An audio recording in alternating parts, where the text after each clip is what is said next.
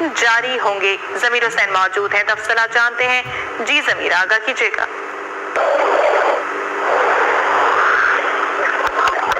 जी बिल्कुल, वज़ीर ख़ज़ाना हमाद अज़हर की ज़ेर सदारत इक़्तिसादी राब्ता कमेटी का इजलास हुआ है और वज़ारत दिफा की इस इजलास में 8 निकाती एजेंडे पर जो है वो मुशावरत की गई थी और वज़ारत दिफा के 2 जहाज़ों की मरम्मत के लिए जो है 33 करोड़ रुपए की ग्रांट की मंजूरी दी गई है और उसके साथ साथ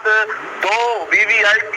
गल्फ स्ट्रीम तैयारों की मरम्मत के लिए भी जो है वो ग्रांट मंजूर की गई है और इसके साथ साथ ई वोटिंग के लिए 28 करोड़ रुपए की ग्रांट की जो मंजूरी दी गई है और उसके साथ साथ वज़ारत तवानाई की 2 समरियों पर जो है वो 38 करोड़ रुपए की ग्रांट की वो भी मंजूरी दी गई है और उसके साथ साथ वज़ारत तलीम की समरी पर 2 अरब से ज़ायद की रकम की मंजूरी दी गई है। इसके साथ साथ IPPs के मामले पर वज़ारत तवानाई की जो समरी थी वो मौखर कर दी गई है। 8 निकाती एजेंडे पर मुशावरत की गई थी। हमाद अज़हर साहब जो वज़ीर ख़ज़ाना है उन्होंने आज के इजलास की सदारत की है, जबकि इस